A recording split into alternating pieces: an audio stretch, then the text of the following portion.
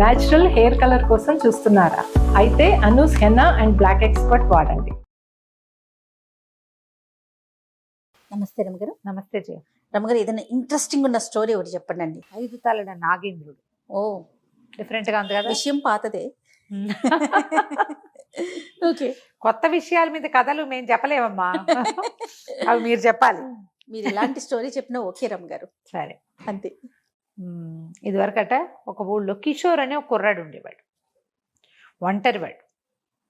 ఏదో కొంచెం పర్వాలే, 10 రూపాయలు ఉన్నాయి వాడి దగ్గర. వాడికి దేశ విదేశాలు తిరిగేయాలని చాలా కోరిక. ఒంటరిగా ఆ ఊరు ఈ ఊరు ఈ ఊరు ఆ ఊరు ఎన్నెన్నెన్నెన్నో తిరిగాడు. ఎవరితో పడవ వెళ్తుంటే వాళ్ళ పడవకి వెళ్ళిపోయేవాడు, ఎవరితో బండి వెళ్తుంటే ఆ బండికి వెళ్ళిపోయేవాడు. అన్ని ఊళ్ళల్లో వింతలు విడ్డూరాలు దేశ విదేశాలు తిరిగాడు.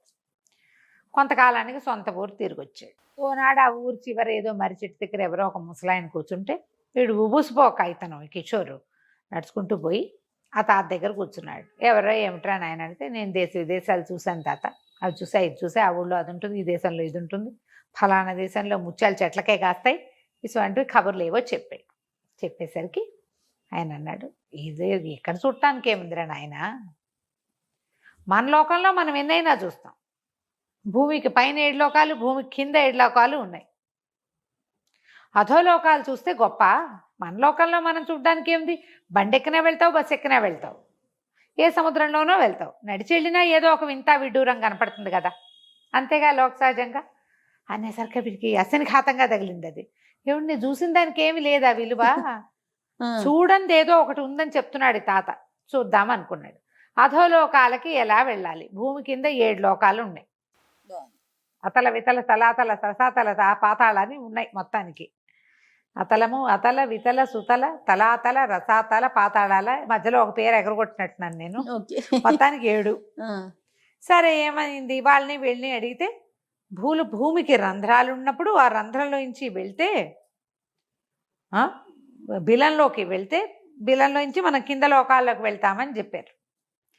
సరే, ఏమైంది? ఈ అబ్బాయి ఏదో ఒక బిలంలో ప్రవేశిస్తుండేవాడు, అది కొంత మటుకు వెళ్ళి ఆగిపోయేది, మళ్ళీ బయటకు వచ్చేవాడు, ఇంకో బిలం చూసేవాడు.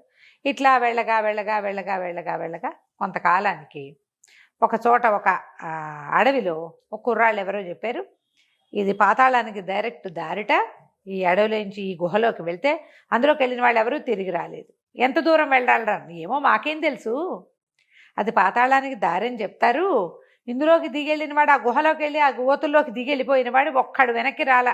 మా తాత వెళ్ళాడు, వీళ్ళ ముత్తాత వెళ్ళాడు, వాడెవడో వెళ్ళాడని అందరి పేర్లు చెప్పారు. పోయి కనుక్కున్నాడు. కనుక్కుంటే అందులోకి వెళ్ళిన వాళ్ళు ఎవ్వరూ తిరిగి రాలేదు.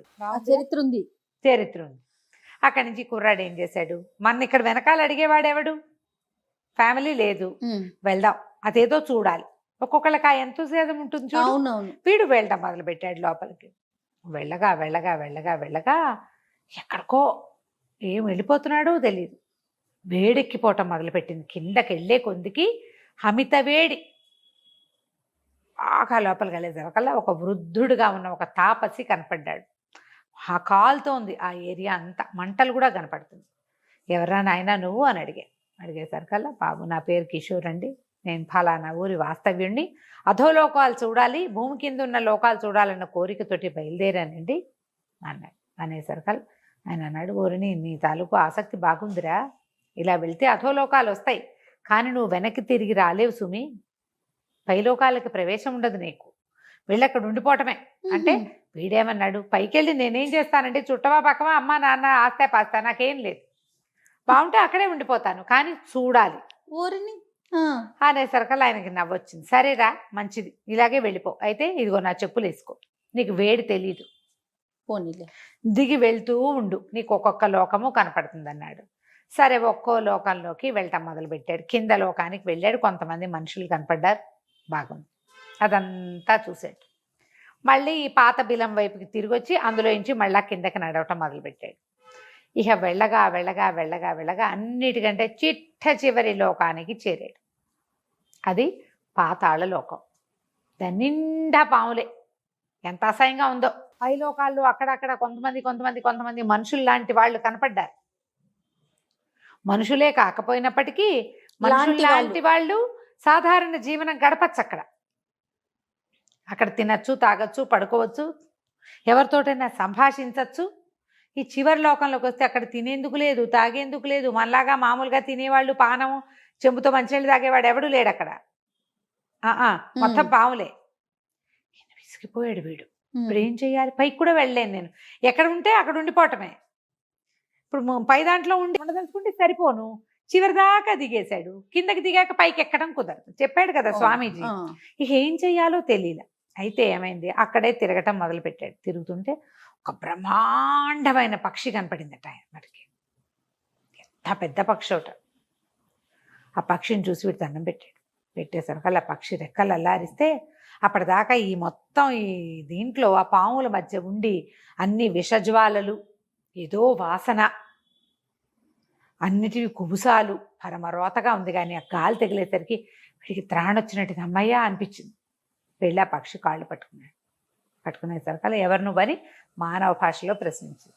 నా పేరు కిషోర్, భూలోక వాస్తవ్యుడిని. ఇది చూడ్డానికి వచ్చాను, కానీ ఇక్కడ దాకా వచ్చాక నేను ఇంకా పైకి వెళ్ళలేని అనిపించింది. నాకు ఈ లోకంలో ఉండబుద్ధి కావట్లేదు, నాకు సహాయం చేయి, నన్ను మానవ లోకంలోకి పంపించేయవా అని అడిగేసరికి సరే ఏం చెప్పాడు, నా పేరు గరుత్మంతుడు, నేను ఈ పాతాళ లోకానికి ప్రభువుని, ఈ సర్పాలకి నేనే రాజుని. సరే నేను పంపిస్తా, నువ్వు పైకి వెళ్ళిపోదువు కానీ ఒక మనిషిని సాయం, ఒక పావుని నీకు సహాయం ఇస్తా, వెళ్ళిపో, మళ్ళీ తిరిగి రాబోక అని చెప్పి తన ఈక ఒకటి ఇచ్చాడు. ఇచ్చి ఆ పాము చాలా మారం చేస్తుంది నిన్ను తీసుకెళ్ళటానికి, ఈ ఈకను చూపించి దాన్ని బెదిరించు, నా ఈక చూసినా పాముకి భయమేనా అన్నాడు. అన్నాక ఒక పెద్ద పెనుబావును ఒకదాన్ని పిలిచాడు. పిలిచి ఈ కుర్రవాడికి తోడుగా వెళ్ళి ఈ లోకాలన్నీ దాటిచ్చు, భూలోక ప్రవేశం చేయించి తిరిగిరా అని చెప్పి. సరే పాము కుర్రాడు బయలుదేరారు. పాము సహాయం ఉండటం వల్ల అతను ఆ లోకాలన్నీ దాటి వెళ్ళాడుగా కిందకి. అట్లా కిషోరు అలా మొత్తం ఎక్కాడు. మధ్య మధ్యలో పాము మారం చేసి ఇంక నా వల్ల కాదు, నేను రాను, నాకు విసుగ్గా ఉంది అలా అన్నప్పుడల్లా ఏక చూపించి బెదిరించి భూలోకంలోకి తీసుకొచ్చాడు. ఎట్లాగొట్లా తను ఏ పాతాళ గుహలోకి ప్రవేశించాడో దాని గుమ్మంలోకి చేరాడు. చేరాక నువ్వు ఇక వెళ్ళిపో, నీ అవతారం చూస్తే వీళ్ళంతా భయపడతారు, వెళ్ళిపోమన్నాడు. వెళ్ళిపోమనేసరికి పామంది, నేను వచ్చేటప్పుడు ఎన్ని రోజులకి సరిపడా ఆహారం మూటగట్టి తెచ్చుకుని మోసుకొచ్చుకున్నాను, ఇప్పుడు నాకు తిండి లేదు, నేను వెనక్కి తిరిగి వెళ్ళాలి కదా, తిరిగి వెళ్ళాలంటే నాకు ఇవ్వాలిగా నువ్వు ఏదైనా ఆహారం ఇచ్చి పంపించు, దారి సంచి ఇచ్చి పంపించు, దారి ఖర్చు, నేను వెళ్ళిపోతాననేసరికల్లా ఏమి ఇవ్వాలి?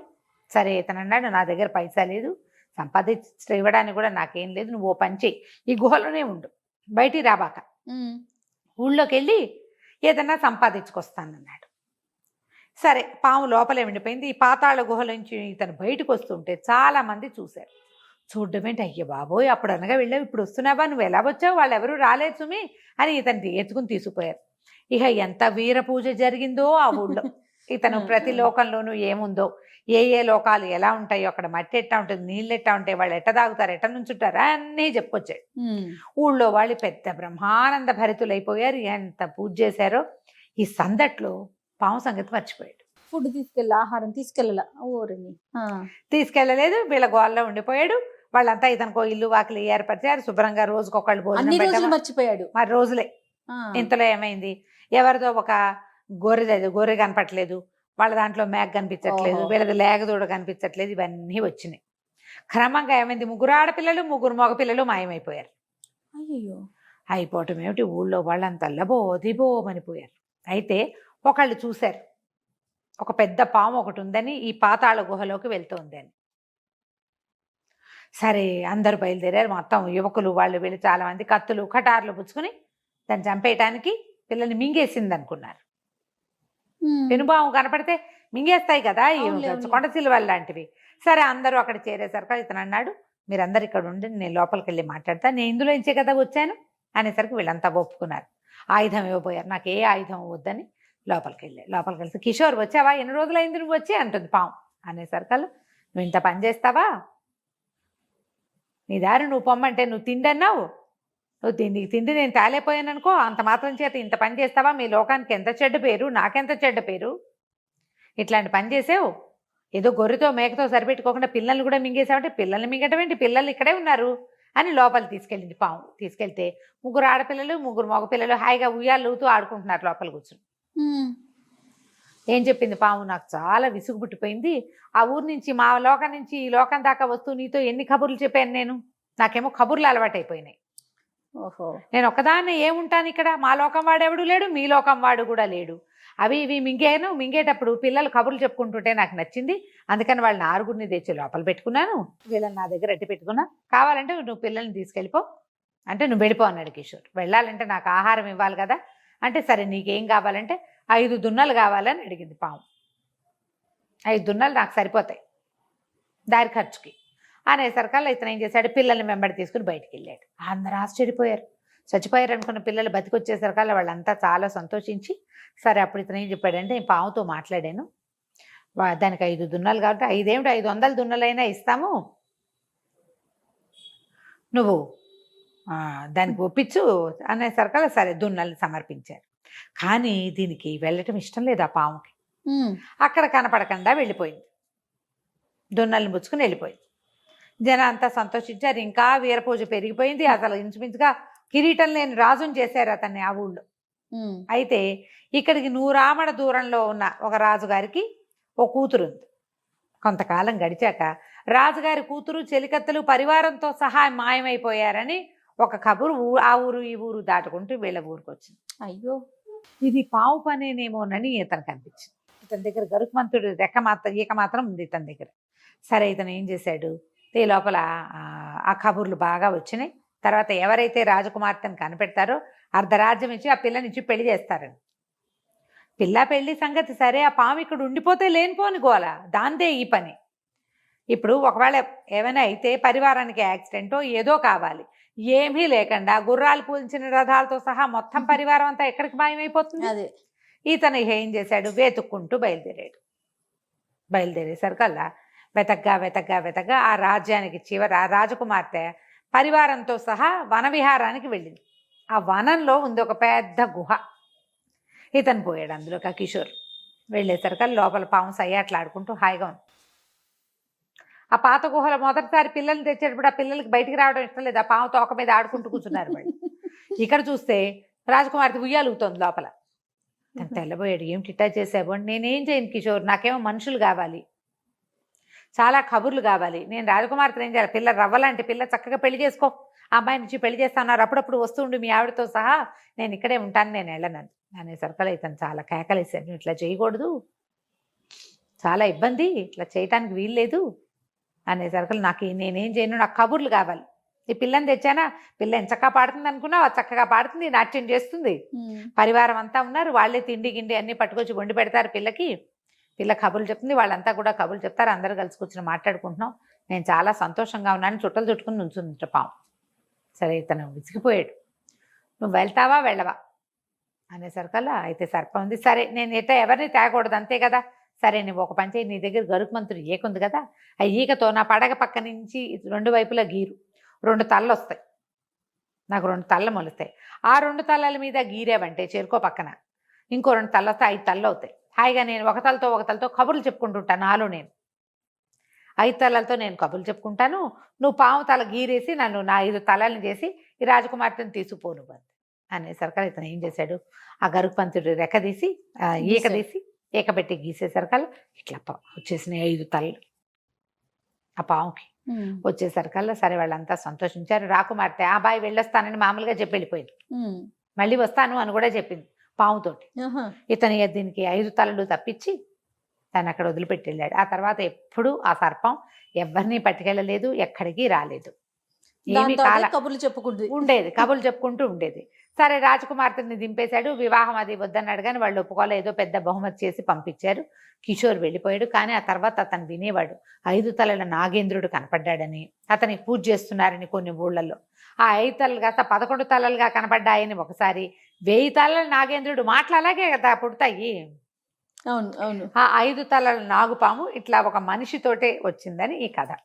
బాగుంది కదా, విచిత్రమైన కథ. చాలా బాగుంది రమ్మగారు, చాలా చాలా బాగుంది. కథ కంచికి మనం ఇంటికి. రైట్, నమస్తే. నమస్తే.